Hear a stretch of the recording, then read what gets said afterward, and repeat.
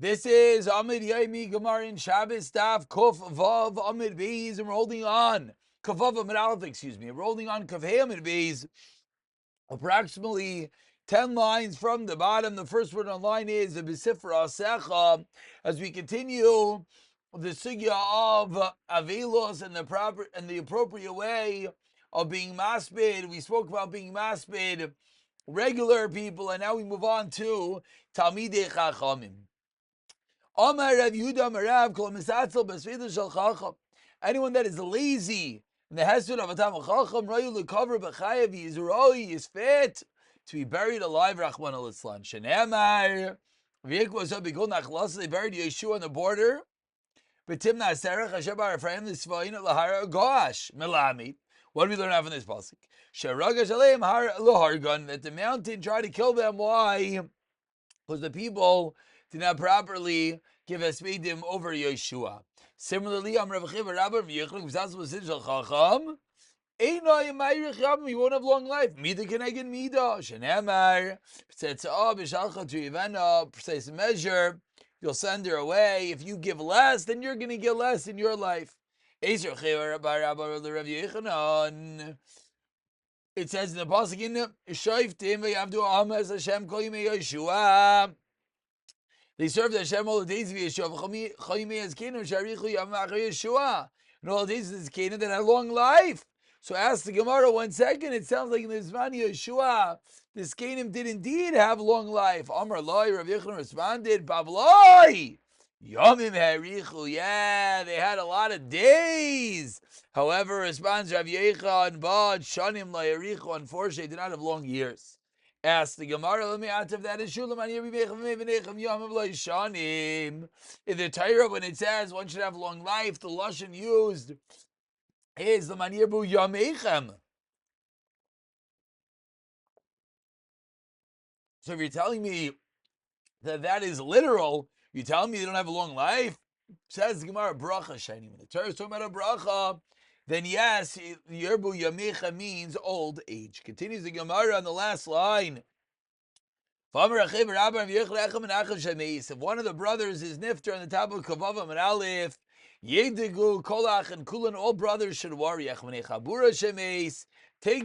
Kolach, Chabura, Kulam, the entire Chabura should be worried. Amrlei Demeis Gadol, some say it's only when the greatest of the Chabura are nifter. V'amrla Demeis Katan, but either way, when one of, and the machlekes here explains Rashi and the Tab Rashis, either it's the greatest, so everyone has to be worried, or the smallest is that Peronios start from the Katan. 4 lines down, continues the Gemara quoting the Mishnah, that the Mishnah said any act of kilkul, one is pater for. Tani Ravua Kamed Rav Yechon, call him Mekaltlin Baturin, all kilkul is pater, chutz, from one case of a kilkul. Mechayvel umavir, wounding or burning something on that, one is not pater. This brings us back to, well, not back, but it's the Gemara Baba Kama that says that one would be pater if done on Shabbos. Why? Because you're chayiv for Shabbos for chayvel umavir. So Amar Lei, Shav Yechon responds, Pog Tani Bra, get out of here. Chayvel umavir in a Mishnah. That's not a Mishnah. Because in reality, he wants to argue. Tell me it is a Mishnah. It's not every Chayvel Umavir. Don't bring me a raya from Chayvel Umavir that it's destruction, it's destroying, it's burning. No, says the Gemara. You know the case of Chayvel that is a deraisa? Is when there's a wound where he needs the blood to give to his dog. Mavir is when he burns something. But it's true, if you just wound someone or you just burned something, it would not be deraisa. Says the Gemara, what second? The Mishnah seems to be carte blanche. All cases, kilkul is pater. So how could there ever be a case of chayv l'mav they'll be chayv? Says the Gemara, Masdis and Rabbi Yehudi. The Mishnah is Rabbi Yehuda who says that Eina Chanami, there is a ptur of kilkul. The Bryce is Rav Shimon that says chayv l'mavir is only going to be pater if it's actually destructive, but if not, there would be a chiyuv. My time with the Rav Shimon. Says Rav Shimon, there's something very strange. From the fact that the Torah went out of its way and said bris milah, which is a greatest kilkul, you're cutting the body, you're quote unquote wounding and harming the baby, and yet the Torah has to come along and say it's allowed on Shabbos.